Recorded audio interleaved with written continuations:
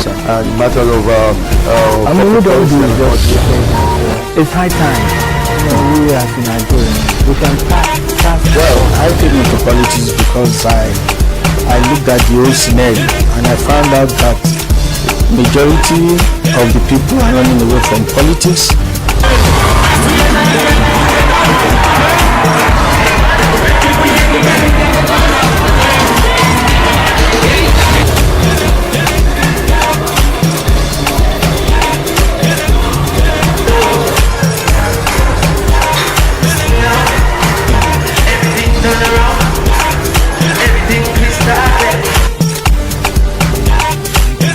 Very warm welcome to this special program. Today we're going to be talking about the state of the nation on Personality with Larry. Of course, we have our man here. He's a man you all know. He's a legal practitioner, so of course, a public commentator. We're going to be talking about the state of the nation. Don't go away, we'll be right back.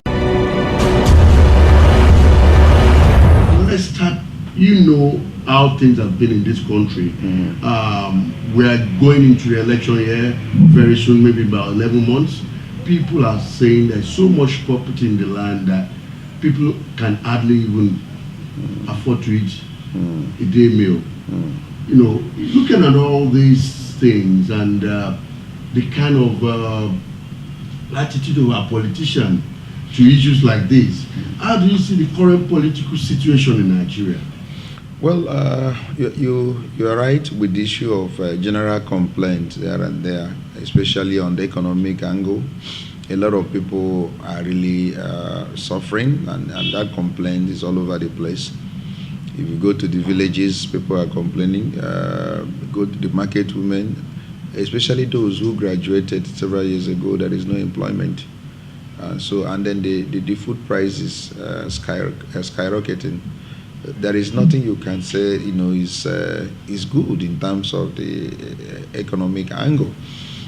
So the politicians, again, are gearing up for election in 2019, whereas the promises they've made, they've not been able to fulfill it. It have not affected the lives of individuals. Our poverty level is still remained the way, even if it has not even gotten worse. So I think that there must be a rethink, especially on the part of the electorate, of actually what they want. Must we continue in this way? Are there things we have to do differently in order to probably, get our lives affected positively?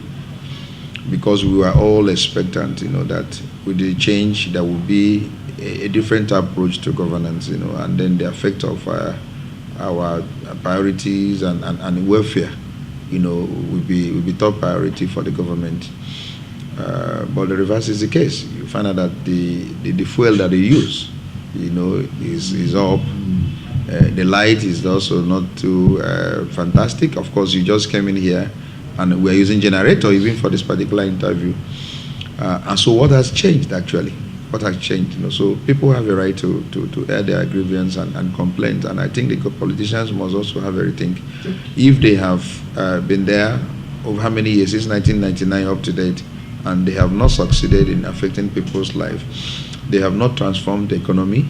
The political scene remains the same, hostile. The security arrangement is also, not fantastic. We're having robbery all over the place. We're having issue of kidnapping, Boko Haram, terrorism, and then now the new one the herdsmen and farmers clashes and all that. So things are happening that should call the conscience of these politicians into question, whether they have fulfilled the promises they made to Nigerians, and if they have not fulfilled, those promises, what would they do differently in order to affect the lives? It's a whole lot. You cannot pinpoint one particular thing that is actually wrong. So many things are wrong. The leaders, the followers, the system itself. Starting with the system, we are talking about restructuring the country, and everyone believes that if we allow the system to continue this way, we cannot make any progress. If we allow over-centralized governance, the bureaucracy to continue the way it is, we may not be able to succeed as a people. So people have been advocating for a restructured country that is working for the benefit of everyone. And anyone who is disagreeing with that does not mean well for this nation. People also have talked about deficit leadership. We don't have good leadership. Over time, we've been even getting, from worse to worst. It's not. We are not making improvement at all. The leaders that emerged in the 60s were a bit better. The military came and spoiled so many things, and then over time we've been having civilians, politicians that do not mean well, that do not sit down to think for the benefit of majority, that do not talk about the welfare. It's about how much they can accumulate, how much they can steal from the system, how much houses they can buy abroad, how much money they can keep in bank accounts, how they will take their children abroad and all that. They don't think about the people. Unlike what obtains in developed economies, where leaders sit down and plan policies that will affect majority. They plan for the happiness, they plan for the joy of the citizens. Here, what our leaders plan for us is affliction, punishment. They don't plan anything that is good and all that. So it's a different ballgame. So we're also deficient in terms of leadership. We're also deficient also in terms of followership. We don't have good followers. We don't have people who will sit down and say, look, this is the kind of person we want to be in leadership. Let's get the person in and forget about the issue of taking any money or a cup of rice or anything that will induce us. Let's look at the country. Let's look at having good leaders that have antecedent, into governance in order to affect our lives. But what they want is the quick method where they will collect upfront, which has actually not helped. So followers also we have problem. We have problem with it. So as I said earlier, the system is faulty. The people also have an issue. So we have to take a holistic look at the entire thing and say, where have we gotten it wrong? Where do we have to get it right? And what we should do in order to have a country that is functional and efficient. Well, the point is that the day Nigerians wake up and say enough of what is going on, that we cannot continue this way, I tell you, it may not even take up to 10 years for that to happen. I mean, a change of a ton of events and all that. You have to. It must come. And it has happened in life of many nations. Look at Singapore. Look at the UAE. Look at all these some of the Asian countries. We're in the same boat with them. We're on the same pedestal. Until good leadership emerged that changed the entire narratives. So it doesn't have to take too long for people to actually, in effect, a change they desire. The point is that when this government came, one of the promises they made was tackling Boko Haram. I will rate them above average in tackling Boko Haram. They've done so well. There are some local governments we have recovered. They have been decapitated to a certain large extent. I mean, they've taken the war to their zone. They've done some level of achievement with regard to fighting insurgency, but they have failed in tackling issue of kidnapping and some other vices. And then the latest one is the herdsmen killings that has been going on. Even when the president visited Plateau recently, that same day that he was there, people were killed. And I also understood that even in Benue that he was there yesterday, policemen were murdered in Benue and all that. So they are doing it now with so much impunity because of lack of decisiveness on the part of the government to tackle this issue of herdsmen issue. Even with, they failed to even brand them a terrorist group. Whereas all the actions, is geared towards terrorism. There is nothing, that you can explain to us why somebody will, attack a community, raise down kill as many as possible, and then tomorrow continues with so much impunity. So it's a terrorist act. But the government has decided not to tag them terrorists. Government has decided also not to be decisive the way they were with IPOB. I mean, it didn't take the federal government of Nigeria much time to deal decisively with what is going on with IPOB in the East. They call it Operation Python Dance, and went and killed so many persons and quelled so many issues over there. So you find it difficult now to understand the government, why the same government is finding it difficult to be decisive in dealing with this menace that is even more dangerous, that is taking lives, in large quantity, that is spilling blood in large numbers. In large quantity, and you are doing nothing about it. So there is this contradiction. There is this prevarication that people cannot understand. So I'm saying, with regard to security, The government has done so well with regard to insurgency, but with other vices and even the new element of herdsmen, menace, they've not been able to deal with them the way some of us had expected. We don't allow any set of people to be regarded as sacred in any country. What matters in governance and in running a state, especially a modern state, is the issue of fairness, equity, and equality. And then nobody should be above the law. Equality before the law is very important. So if you are running a government that will be acceptable to the people, you must make everyone to be equal before the law. You don't give any preference to any sect. You don't give any preference to any tribe. The moment you do that in your country, you are, bringing down that country, and of course, you will raise agitation that will actually lead to the fall of that particular state. So what you do is that you must treat everyone equally. A situation where some certain persons are carrying arms and ammunition without any license, and up till now, nobody has actually ordered that they should be arrested and prosecuted. And we see the prosecution go on successfully, and somebody is jailed for committing that crime. If you don't do that, then you are creating impunity in the system. I mean, I can't comprehend it. If you know the number of arms and ammunition that is in the system illegally, you will marvel. At any point in time, if there is any declaration of war, nobody is safe. Nobody is safe in this country. And those arms and ammunition, they come through illegal routes, and our borders are not being policed well. They are left porous, and so things are coming in. Do you know how these armed robbers operate and the kind of arms and ammunition they carry? Even these herdsmen, even these Boko Haram insurgents, where are they getting the arms from? And how do they allow them to come into the country? So a country that is very serious will sit down, and review its security apparatus and see this is a problem and we must tackle it, and we must tackle it this way. Ask some state governors have asked for amnesty, have granted amnesty and asked people to return their guns in exchange for amnesty. If you see the number of guns and ammunition that are turned in, but despite all that, you find out that the ones still in the hands of these elements are much more than what they have turned in. It happened even with the militancy in the Niger Delta, where they asked them to return. They did, but so many were kept. And at the appropriate time, they went back into the this and another. So I'm saying that let's run a modern state. Let those who aspire to lead know how to run a modern state, what it entails. There shouldn't be any carelessness on the part of government. There shouldn't be any issue of partiality in running governance. You must show impartiality.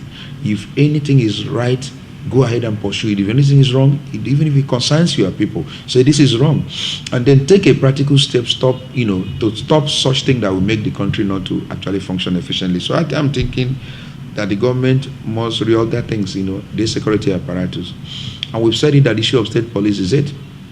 Despite all the pronounced disadvantages and all that, the advantages of having a state police is far outweighs the disadvantages. And I think that it's high time the government of the day must take a look at issue of running state police. We cannot run an over-centralized policing system and expect efficiency at all the nooks and crannies of the state. It's not possible.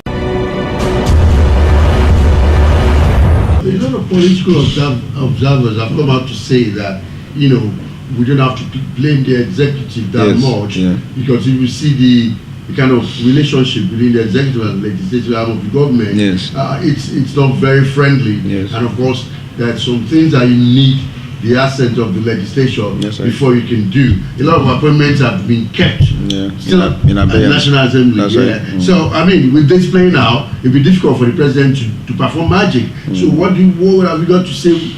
Well, it's so sad. It's a sad commentary, because this is a political party that came with a mantra of change. They all sat down and said, look, we don't like the old order, and we are coming with a new order, and we will effect changes in the system in order to ensure that Nigerians get benefit for being citizens of the Federal Republic of Nigeria. They made those promises. So that they came in, they were elected, and they were given the mandate by the people, and they now came into governance and now start running a parallel government, and then start fighting themselves to the detriment of the people that elected them in the first place. It's a sad commentary. I don't expect a government that came, with the mantra of change, to be doing something that is different from the change they promised us. The common good must not be sacrificed. Whatever is going to work for majority of the people must not in any way be kept in abeyance, either in the House or by the executive. So I had expected them that, this is our common goal. This is our vision for the nation. And we must not tamper with that vision. The vision is to give Nigerians, take their priority is welfare, the issue of security, the issue of their well-being. We must not tamper with it. Despite whatever we are doing by way of checks and balances, when it concerns the interests of the people, what their interest is supreme. That should have been the clear understanding before they came into governance. That should have been their vision before they came into governance. That they now came into governance and they are now running, at parallel, and they are not agreeing in identifying what the needs of the people are. It's very sad. And so I think that this government must take a look at that. If people are complaining, why must the Legislative Assembly, be running something, be doing something that is quite contrary to what the executive actually intend? Didn't they agree on a common vision? Didn't they agree on a common goal? Don't they know what the common interest should matter for them who are coming into governance? Because leadership is about service, and you must have understood the elements of service, and the service is that the people must take priority. So I don't see why they should now go in there and start fighting one another and then forgetting the primary purpose for which they are there. And so I think that is a sad comment, and I think that they should take a look at it, because if they don't, the people are waiting with their PVCs. How will read the National Assembly, 8th National Assembly has been an opposition to the government, whilst they are also the same party fighting themselves. And this has really affected the development of Nigeria. How will you rate them? And people, the outcry about the allowances is something to talk about. The output is not commensurate with the input. We are paying so much and we are getting little, and that's not too good. If what Sani Shehu has confirmed is true, and I know it's true because that has been corroborated, it then means we are being cheated, our rights have been violated, we are sustaining few at the detriment of the majority. If a senator collects averagely 54 million in a quarter, 13.5 times 4 is 54 point something million in a quarter. One single person for allowance. It does not include the salary. It does not include the issue of other clothings, other allowances, like they have newspaper allowance, they have clothing allowance and all that, housing and all that, car allowance. It does not include it. Now, when they sit in committees, they also allocated resources. It does not include that. In the oversight function, they have so many privileges and things they collect also.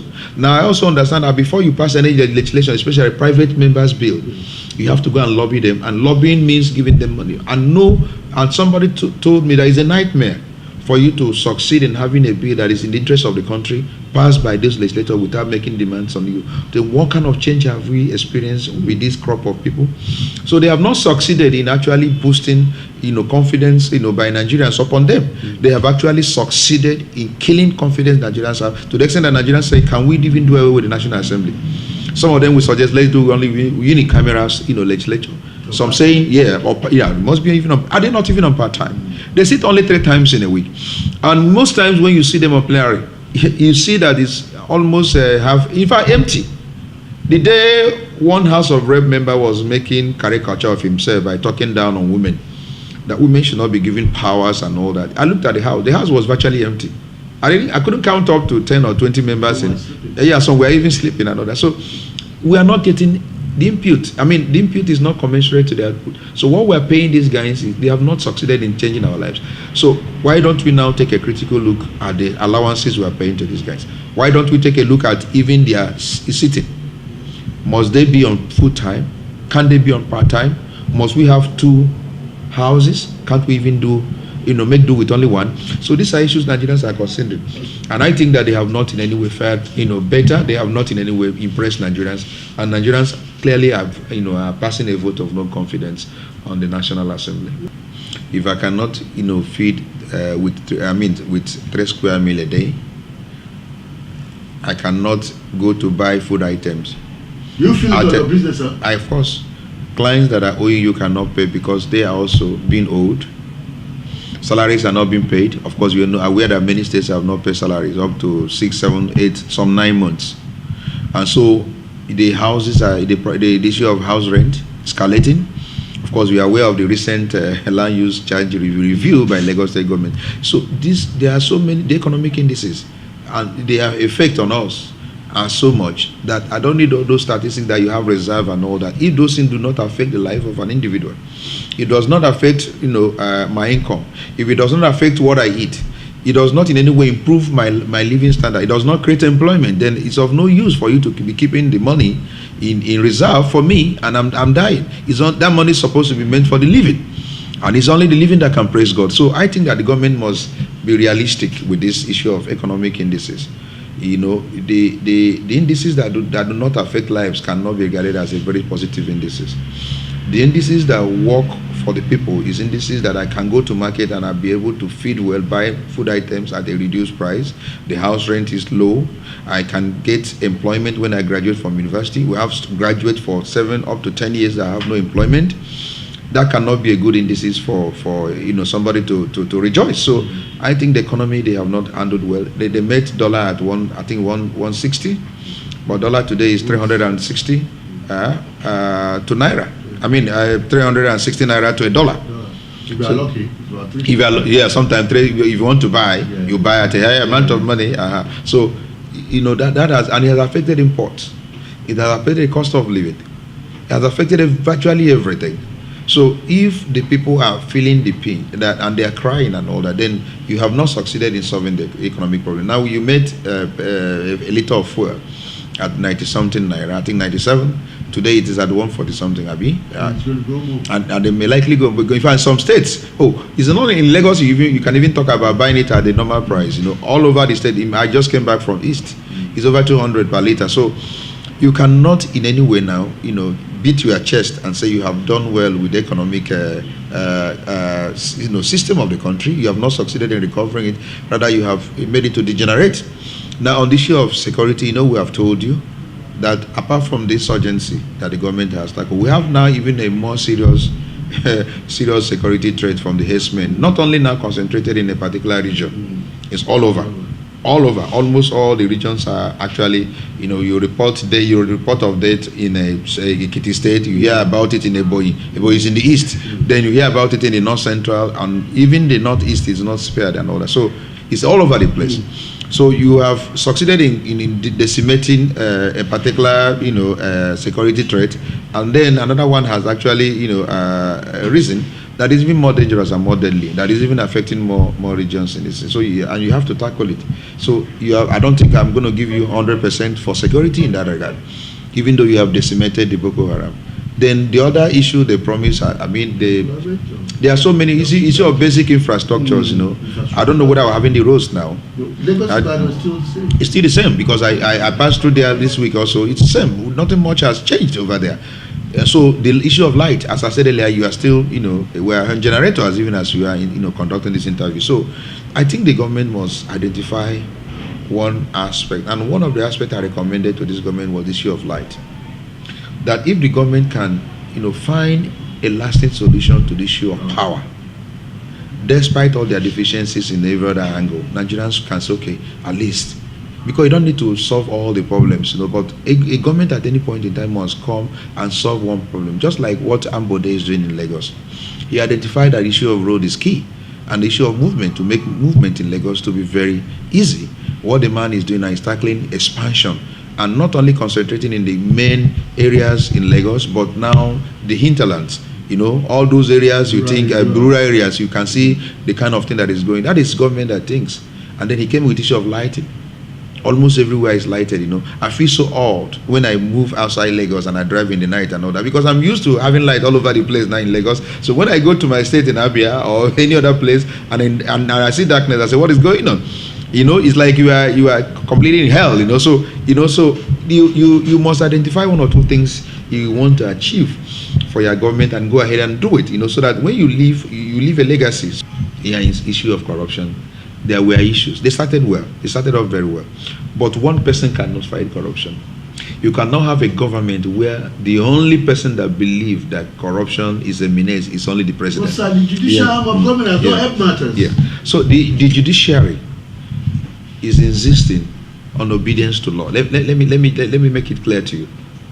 I am not in any way exonerating judiciary. I'm very happy that some reforms are going on there, especially the CJN recently. He said, look, there are special courts we must designate and allow corruption cases to be accelerated. That you don't in any way have this situation where over 10 years we are trying one matter. It is not fair. It is not good for the economy. It is not good for the country. It doesn't portray us in good light. The reforms are going on. There are some corrupt elements in judiciary, but it would be wrong for you to now clamp down on judiciary and say all of them are corrupt, that all of them are bad, and the judiciary is not helping matters. What judiciary is insisting that, look, if you want to convict an accused person, and I'm saying it here with every sense of responsibility, as a citizen that loves this nation, as a lawyer, second vice president of Nigerian Bar Association, and also a human rights lawyer, and somebody who has a conscience, and a Christian, and a deacon for that matter. So you know my qualification in all this. I'm talking about Nigeria is my priority. When you are accusing somebody of crime, it's a serious matter. You must gather all your evidence. You must gather all the ingredients of the offense and present to an unbiased judge. And you must prove beyond reasonable doubt. We are not going to change that system now. It's not changing yet. Until that is changed, it is for the prosecution to convince the court that this man is guilty of this crime with all the evidence. The judge is unbiased observer. He is here to be convinced with the evidence you provide. He is not on sentiment. Now you can do all your media trials. The media trial has ended, but now you have now to provide what we call forensic evidence and say this man committed this crime. This is how this crime is committed from point A to point B. If you don't do that, and you now want the court, because the court now must agree with the fight against corruption and convict somebody that you have not succeeded with ingredients of offense to prove that is guilty, then you are not helping the cause of justice. So the criminal jurisprudence. So we have problem with the investigation. Most times there are lapses at the investigative stage. So we are saying that can't we even have specialists in these areas? When you have investigation, let it be done by people who know what crime is all about and what constitutes offense, and then make sure that they have all the ingredients, so that when you come before the court, you don't need all the Rotimi Williams of this, late Rotimi Williams of this world to convict, and because the evidence will be so overwhelming. And when you present those evidences against an accused person, he has no cause than to say, look, I am guilty. He can even enter into plea bargain. That was what happened to Chief Ibori, the former governor of Delta, while he was in London. While in court, the evidences were so overwhelming that it was even the lawyers of James Ibori, the former governor, that told him, Oga, you have to plead guilty to this particular thing because we don't have any defense. And the man was surprised, because in his country where he comes from, this Nigeria, there is no way a lawyer will come and tell his client that the evidence overwhelming. Rather, they will tell you who will succeed in getting you out of the hook. And they do it by hook or crook. So what he was surprised that his lawyers were telling him, say, is it money you need? So it's not your money. If you go ahead with this particular defense, we may lose our license as lawyers. That is a country where things work. So what we're saying is that, I don't know whether you watch films too, where you see police gather evidence against an accused person. Even when they see that person committing that crime, they will not in any way jump on that criminal. They will gather as much evidence as possible, so that when the matter is presented before the court of law, you have the evidence that is overwhelming, and that is proved beyond reasonable doubt. When the evidence are so overwhelming, the court will go ahead and convict. But when you come to court and your investigation has not been done very well, and the prosecution is not doing well in order to convince the court, you now want the court on sentiment go ahead and convince the person. And somebody now say, oh, judiciary is not helping matters. And I don't think so. We have to be fair in all this. But I'm not making an excuse for some of the corrupt ones also in judiciary. We have them, and we must fish them out and flush them out of the system. That is very key to me. What is the NBA doing regarding this guy? Look at the case of Oka.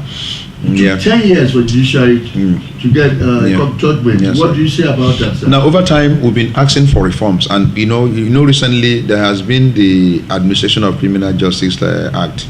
It is no longer feasible for you in a criminal trial in Nigeria to go on appeal over interlocutory matters. Why? Because the purpose is, look, why don't you allow the conclusion of the entire trial process? Even if you have any appeal on any of the interlocutory rulings of the court, allow the conclusion of the trial, then you can now appeal at the same time. Because we found out over time, that these criminal trials last for too long. And sometimes you have problem at assembling the witnesses over the years. Some of them may have died, some of them may have been intimidated not to come and give evidence, some of them may have even relocated. And so in that process, you find out that you don't succeed in convicting. Rather, most of these cases are struck out for want of diligent prosecution. And so we must have a solution to this. We must provide a solution. And we came up with that law. The government came up with that law. So that law is being studied and being now, pleaded upon all the various states to try as much as possible to have those laws enacted in their various states. Are you following me? Yes. The NBA has been doing that with in collaboration with a particular agency, a foundation from UK that is actually funding it, to ensure that this issue of administration of criminal justice law is enacted by all the states in the federation in order to hasten the prosecution of criminal cases and to give us good name, because over time we have not gotten good name as a result of these delays in criminal trials and even in civil proceedings, and it's not giving us good reputation, because investors will look at your country and look at how easy you can resolve legal dispute in case there are issues, and when they discover that it takes long for such resolution, they will not want to invest in your country. So we have looked at it, and we have looked at what is costing us, and we're now trying to do that both in civil proceedings and also in criminal proceedings. So NBA is actually playing a role in ensuring that these laws are actually effected and implemented in various states of the federation. Yes. Now that we're getting close to the election year, we've seen a lot of movements and forces coming out. We've seen the agitations by a lot of people saying, look, it's about time we give it to the youth, because we've had all these old people and it has just been same. So they are agitating to have a youthful leader who can take us to the promised land. That's right. How do you see the political future of Nigeria in the next 11 months? Yes. Not too young to run is a new slogan. And I'm totally in agreement with it, but with a caution. With a caution, because there are some youth also we have given opportunities in this country and they messed it up. So we must also identify those youths that can move this country forward, that can accelerate this nation. Now the new thinking and the new order all over the world is the young ones that are running the countries of these developed nations, apart from America and some other few countries. If you look at Europe and some of the Asian countries, the one people who are in charge are the younger ones. Recently, a younger person in France was elected the prime minister. Yes, and he's doing so well, the president, and he's doing so well in that country. If you look at even America itself, the people that are running the agencies, the institutions, most of the institutions are young ones. The military, all the institutions that are functional in America is young ones. So we must take a look at our country once again and say, can't we use these ones that are young? Can't we use these guys that are patriotic? Can't we use these guys that are visionary? I mean, people who are well educated, people who are agile, people who are competent, people who are patriotic, and people also who love this nation and want to contribute to the development of Nigeria, and put them into power. And then allow the wisdom of the old to come in also, by way of advice, by way of putting them also in some of the agencies also, because I advocate for a mixture. I'm not saying totally exclude the old ones, because we need their experience, we need also their old age and their wisdom in order to help move this country forward. So this issue of people who have been in government as far back in the 60s, who are still in government in 2019, is totally erroneous. It's totally very disheartening. It's very appalling. It's annoying. It's unacceptable. And I'm saying that the young ones must all come out and take over this nation. These guys are taking us on a shipwreck. They are taking us on a place where there is no direction. So the young ones must know that this is their future. This is their country. And they must now say, old ones, we have given you opportunity. We have seen your strength. We have seen your character. You've taken us nowhere, but we want to move Nigeria forward. We are taking power from you, and we want to put Nigeria on the right direction. Look at what Ambode is doing. Look at what somebody is also doing in Ebonyi State. There are some governors, you go to their state, you see that these guys are working. And if they are given opportunity at the national level, they can be able to move this country forward. So what we're saying is that the young ones must come out. It's about their future. It's about their destiny. It's about their country. Okay. Let's look at the present political structure. Yes. We have the APC and we have the PDP, Yes, and both of them seems not to have performed. Yeah. But a lot of professionals will come out to say you cannot really blame the government sometimes because the civil service is the one failing us. Do you agree with that? You see, as I said earlier, it's about the whole system. If we want to move this country forward, we must know. You see, there's an Igbo proverb, you know, before you identify your problem, you must know where the problem started, where the rain started beating you. We had an efficient civil service when the British, you know, were here. We had a system that was working. Before you were admitted into the civil service, then I hear it was even 2-1 second class upper as a degree and all that. And we had an efficient system. All of a sudden, the military came and messed up the entire system. And since that, and then now, you know, get back to what you call corruption. And the corruption now is in depth, is eating the entire blood system. The civil servants are the one who suggests, you know, all this padding in the budget. They are the one that put them. They're the one that keep on repeating project that has already been, you know, over years and all that. They're the one doing it. They're the one that have all the houses hidden in Abuja. If you go to Abuja and see all those houses that are owned by civil servants, 90% are owned by the civil servants. So that's what I'm saying, that we need to restructure this country. You know, I've said it before. We need to sit down and know what we want. You see, the civil service is another topic on itself that I cannot even, you know, time will not take, you know, will not be enough for me to talk about it. That if you want a country that is working, we have to take a look at our civil service. It's not working. What we have there is people who just go in there, carry files. Nothing is being done to, to leave the country. I go to UK and I see how the system works. I go, you know, the hospitals. You know, I watch when, you know, you have an appointment with a doctor. They say 12 o'clock. By 12 o'clock, your name is showing on this, and you move in to see a doctor. You see how efficient the doctors are. You see how efficient the system works. Almost everything. You stay in Britain, my brother, and you know how. So we hear our civil servants. We ask you virtually for everything before they can push your file. Before they come for inspection of a property, they must ask for money.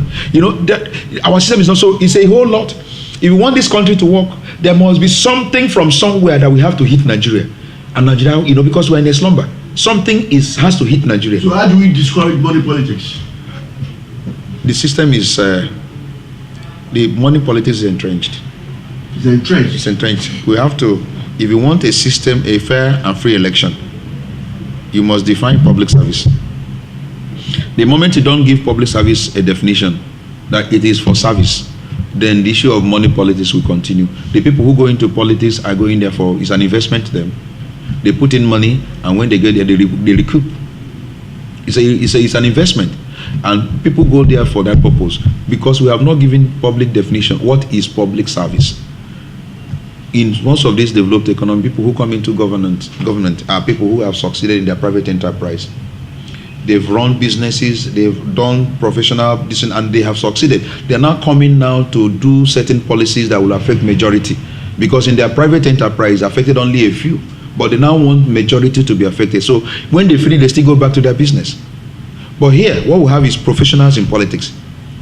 I mean, they are professional politicians, and they live and they die in politics. They have contributed nothing to the economy before they came into politics, and so they have nothing to contribute even while in politics.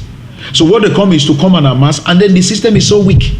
The decisions are weak to checkmate. A governor comes in, the house that's supposed to checkmate the governor does not. The governor carries money from security vote. The governor is going, you vote millions of naira. Nobody check what the governor uses to go to Abuja. Nobody checks what a minister uses as allowance to go to. Beautiful. Nobody checks all that.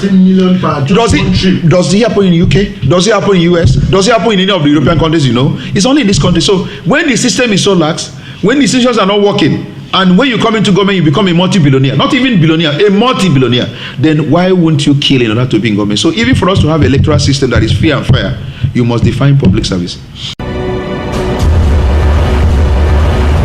Barrister Monday, we want to say thank you so much for this time you've given to us. But before we go, yes, sir. A lot of our viewers and audiences across the world on our global platform are watching you right now. Yes, sir. And we are very good Nigerians in diaspora. That's right. Doing wonderfully well. That's right. In their field of endeavor. That's right. They want to come back to Nigeria and contribute. I They agree want with to you. join politics. I agree with you. How will now they embrace politics? Yes. With the way it's playing out now, what advice will you be giving a lot of our Nigerians who want to come back home to come and participate in the politics playing out in 2019? Let me tell you, I'm not one of those that have written Nigeria off. Nigeria is a great country. The potentials are so numerous, so many. It's a beautiful nation. There's no country like this country. I've been to many countries in the world. The latest one, I went to Australia, as far back as Australia, and I saw a beautiful country. But there is no country like Nigeria where you have all manner of things, foods, smell, anything, or more, anything you want to eat is here. The weather is beautiful. The people are friendly. The people are hardworking. So for my brothers, I know most of them want to come back. If you want, the earlier you start to begin to make a move, the country has so many potentials. Despite whatever we're suffering here, I tell you, there is no country as beautiful, as wonderful as this nation. It's a country where you work hard, you can just suddenly make it and become whatever you want to be. I'm just telling you, it doesn't happen anywhere. In that country where you are, in Britain or anywhere, before you can be able to have up to 4,000 euro, it's difficult. But here in this country, one night you can you can have 10 million. It's like, I'm just telling you, you can just wake up and you become this and another. Not being corrupt? No, the hard work. Look at, if I want to give you my testimony of what God did for me towards December and all that, so let me not say it so that people will not. But I'm telling you that it's a country. I'm a lawyer, and I know what one brief has done for me and all that. And as I work hard, and as I begin to talk about law, I begin to educate people on their rights and all that, and I know I have a future in this country. I will make it in this nation. I'm going nowhere. I will stay in this country because the opportunities are so much. As I said earlier, abroad, when they see $2,000 or $3,000 in your account at the time, they'll begin to query you. But here is a country where you drop 10 million, nobody. So it's a beautiful country. I still love this nation, my brother. Let them come back. Thank you for your time, and looking forward to seeing you in the near future. Thank you. Thank you very much. I appreciate you. Thank you. I appreciate you. Because it's been a very interesting discussion. A great man, I would say, legal luminary who's been very, very vocal about how the country should move forward. He is Barrister Monday Ubani, and of course he's a regular guest on this program. Hope you enjoyed that. It's very consistent, and matter of I mean, we don't do it just. It's high time. We as Nigerians, we can start. Well, I came into politics because I looked at the whole scenario, and I found out that majority of the people are running away from politics.